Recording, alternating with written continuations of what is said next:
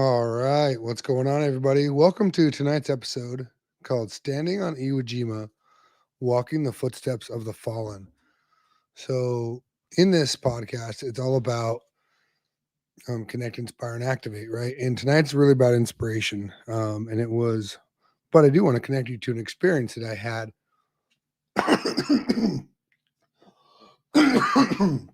excuse me, many years ago. So, as we're packing the house this evening to move soon, I found a bag full of sand, and this bag full of sand is sand of Iwo Jima, and it is sand that I collected while I was on Iwo Jima, and this is a small bag of it. This is the volcanic sand that comes from Iwo Jima and the beaches of Iwo Jima. And when I was there, I collected a lot of it. And I have way more than this. This is my bag that I have for extra for giving to folks. And as I was collecting it, or excuse me, as I was packing, I was like, I have some vials I need to put it in so I don't lose it and misplace it. And what I do is I put it in some of these small vials, and I usually carry one on me in my car, my backpack, sometimes on my person. And I don't give it out often. I truly don't. This is very dear to me. But I when I cross the people that truly inspire me and really make impact and value to my life, I'll give them a vial of sand. So as I was packing tonight, and I was like, let's fill some vials tonight so we can pack it all. We don't have them separated. So, maybe I should go live while I'm doing that. So you'll hear a little bit of noise in the background, and all that is me packing some sand into vials. But really, I wanted to talk about that experience, and that experience was when I was on Iwo Jima. You hear a little crinkling here for a second. Sorry about that. So, and I was on Iwo Jima. I got to go there many years ago, and I went there as a cameraman, as a photojournalist, because there were some Marines when I was stationed on Okinawa who were going to go and get promoted there. That was the reward. So going to Iwo Jima is controlled by the Japanese. It is an island controlled by the Japanese military. But because of the war, because of our relationships, we have that ability. The U.S. military can go there from time to time when scheduled. And that's what this event was. And so anyone that got to go there either went there for specific reasons, or even my organization in the public affairs world, they would only send us as a bonus, like we were doing really well or something. And so what they would do is say, all right, you're going. So we'd fly out in the morning on a C-130, which if you've ever been on a C-130, it's not super comfortable, but we'd fly out. And as we would go, it was about 2.5 to 3 hour ride. Just picture yourself in this little netting kind of seat. You're not really in a comfortable seat as you're going. And what was going through my head when we were going there was, this is different than how the Marines and sailors got there back in the mid 1900s during World War II, when Iwo Jima was attacked and when we took the island, we being the U.S. military. And I went through my head of what would it feel like across the ocean in a ship back then. Ships are a little bit different. If you serve on a ship now, you may think it's not too comfortable. Imagine serving on a ship back then. Probably a little uncomfortable. So I tried to picture that, and as we came in, I could see out the window the island. Back then, we didn't have people coming in through the air, and so they didn't get the same experience. But as we landed, there's immediately as I stepped foot onto the soil, as we got out of the plane onto the tarmac, just a rush of emotions went through me. And what it was a sign of respect. And if you hear that little noise in the background, that's just me filling some sand vials right now. Maybe not the greatest for podcasting, but I'm all about the experience. And so you're going to do it with me today. So there may be a little bit of noise. Put the cork on that one. But as I was going, we landed in this rush of emotion. We're running through. We've got our food with us. Hey, go here, go there. And as we get ready to march off, the The tarmac is on the opposite side of the island where Mount Suribachi is. And if you're familiar with the history, Mount Suribachi is the famous mountain where the famous flag, the scene of the Marines and one sailor mounting the American flag on the island after we had taken it after numerous hours of battle and numerous people that had died. And I don't know that I'm not going to quote the history of it right now, the numbers and that kind of stuff. That's not what this episode's about. This really is about me sharing with you my experience. And as we started on this hike, we had a couple rules. And a couple of those rules were stay on the road. Don't go where we don't tell you to go. And as we were there, we did have Japanese military kind of stay with us the whole time. And really, they were making sure we stayed on the road. And the reason why was because even, this was probably 75 years later at the time when I went, even that long later, there were still unexploded munitions. So all over this island where there's military base and there's some people that live there, not many, it's very small, there's unexploded munitions. So we stayed on the road. As we did this, we came up to some mines, and what looked like mines. They weren't mines. They were really bunkers where there was machine gunners, and it was fortified for the Japanese when the American military was attacking the island. And there was a couple that we got to go in that were tested as okay and safe. And as we went in those, it was pretty incredible experience to see there and to sit and to look out onto the ocean where would have been the American military coming in. And what you could see was actually what looked like rock. And it looked like these little baby islands out there. And it actually wasn't islands. It was corroded ships. It was metal. It was U.S. Navy ships that were eroded over time, that were left there because of the war. And it was an incredible sight to see. As we continued up, or we weren't going up yet, we're just going straight. Then we continued. We stopped at the beach, and we knew we were going to come back to the beach when we came back, because one of the things when you get to go to Iwo Jima is they allow you to collect sand to remember that experience. And that's the very sand that I'm putting in vials right now. Excuse me.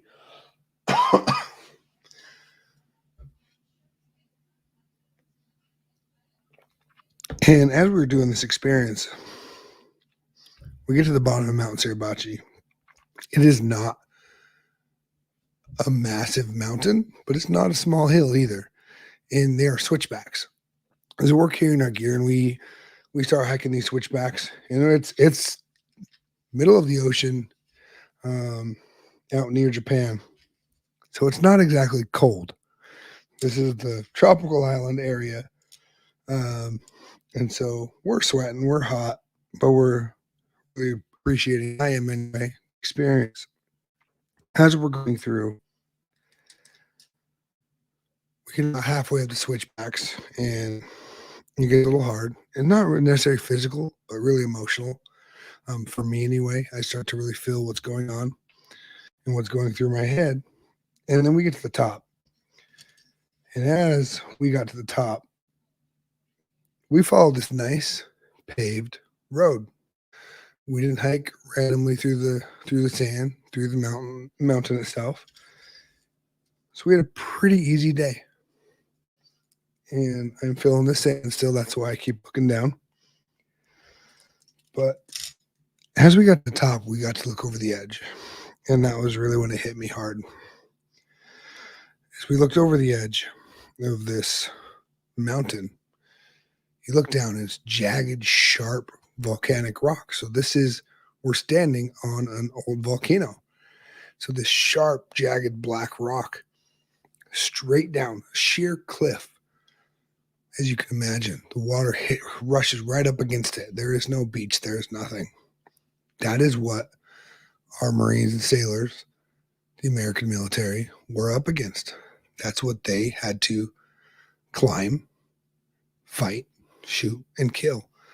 to take that hill, to take that mountain, and to claim. That's what they claimed as claiming, and the reason was because that was the most fortified point. They had other points of the island that they made it through. And if you're not familiar with the history of Iwo Jima, I encourage you to look it up. It's one of the bloodiest battles in Marine Corps history, and I can't remember the number off my head. Again, this isn't a history podcast. This is an experience podcast. So go check it out and you can confirm for yourself. But you say the words Iwo Jima, you say the words Mount Suribachi, every Marine is going to know exactly what you're talking about. And many in the military as well, too. But it's definitely hits the core for Marine Corps because we are very in tune with our history. And it's one that we talk about a lot. It's actually my favorite memorial here in Washington, D.C. We've lived the last couple of years is the Marine Corps War Memorial, also known as the Iwo Jima Memorial, just near Roslyn in Arlington, because it overlooks the entire city. And similar to the view it has here, that's what it had in the ocean back then. That was the reason the American military was so interested in it, because of the fighting position that that island had. It was a place where we could have troops and refuel for the continued portions of World War II. Filling some more vials. If anyone watching the video version of this on YouTube, you can see filling these vials of sand, and it's black sand, volcanic sand. As I stood atop Suribachi, and you're going to hear me breathing heavy. That's because this is a very emotional story for me. As I stood atop there, seeing over the edge, looking what they had to climb over and looking how they had to die to get to, it really hit me hard. And there's a pole there, like this pole apparatus that Marines, sailors, anyone, soldiers, whoever visits it, dignitaries, they put our dog tags on it. So my dog tags are on there, or they were. I know they change them out occasionally because it gets so heavy. And I have a friend who worked on the restoration of it. But leaving my dog tags there was one of the ways I was able to say thank you for me personally and show my gratitude to those who died there and continue to die and sacrifice for our country and for our rights and freedoms. As we came back down the mountain, the noise of me like squeezing something, that's me putting the cork on these vials. If you can see the video, you can see me doing it. As we came down, we went to the beach, and actually on top of the Suribachi, we also got to do the promotion ceremony, and that's why we were there. So I got to photograph that and write a story about that, which was cool. But as we came out, we went to the beach. The reason we really went to the beach again was now to really go and walk onto the beach. And this is a place where we could walk. Earlier I mentioned they said not to walk off the path. But we can walk the beach to go collect sand. And we all knew that we were going to be able to collect sand. They kind of tell us when you go there to Iwo Jima. And so we all have empty bottles, bags in our packs planned to collect and take back for yourself to for me personally. I'll give it out as gifts very rarely. I do not give it out often. So if you're watching, hearing this later, don't ask me for it. It's not something that I give out that way. It's something that I give out in a sign of respect very occasionally. So, and then I have a portion of it that I'll never give out that's in stores that is very dear to me. As we collected the sand, my feet got hard. They got hard to walk. My legs started to hurt because this sand is not sand of a beach. This is volcanic rock, wet, heavy, and kind of forms a quicksand. It's really hard to step in some points of it, and your feet start to sink as you step. And so it's not like a fun going to San Diego or going to Florida and just hanging out on the beach. It's a little difficult. You'd definitely be hard to run it for those beach runners out there. But we gotta sit there. As I sat there, I just pondered again what they went through back then, and I would pick up the sand and let it run through my fingers, and I have a photo of that. it all add to this. Um, and run it through my fingers, and just I don't know if it's true, but in my mind, this is what the experience was. And I felt I could feel, I could smell the blood, I could see, I could hear parts of that battle. Again, my experience, there may be experience different, and maybe it was in my head. I don't know, but it was very real to me. And again, I started crying, and there was an overwhelming feeling of gratitude, humility, and sacrifice, understanding, not even understanding, because I don't fully understand, and I never will, the sacrifice that they made that day and those days coming up to that and during that war, both that war and that battle on Iwo Jima. And so, but being able to sit there and take photos of other Marines doing the same thing and capture the moments for them, because that's really what my job was in the Marine Corps, is capture more moments and tell a story. And being able to tell the story of those that were promoted that day, of us going there. I've told stories about it later in different experiences when I've met people from Iwo Jima, or excuse me, not from there, that have fought in that war and that fought on that island. And I've even given sand to people who had fought there. They didn't collect sand back then because it was a war, but it was pretty bad. And so that's one of the really cool experiences. I've been able to give some of that sand to people who fought there, and it was a very raw, personal, emotional moment between me and them, one that I'll always cherish. And that's why I collect it. I don't sell it. I don't give it out.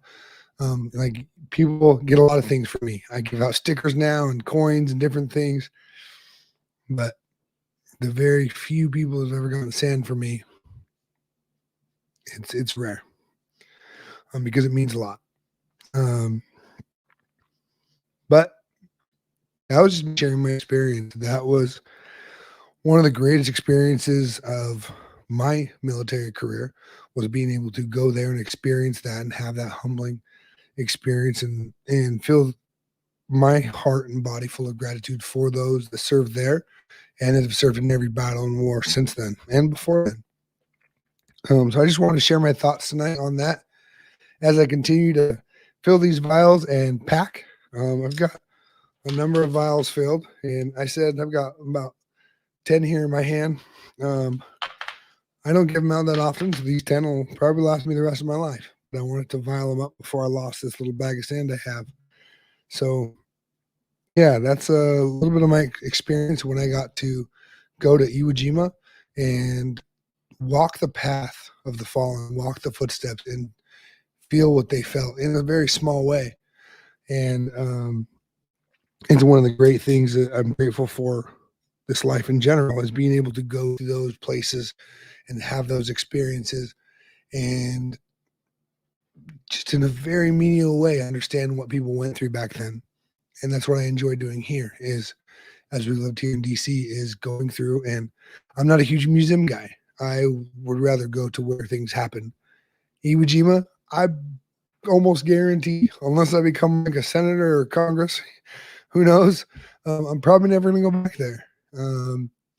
And I may never be able to go to any of the places where the Marine Corps battles were fought. But being able to go there was a very treasured memory to me. And I'm going to leave you there as I continue to fill these last couple of vials.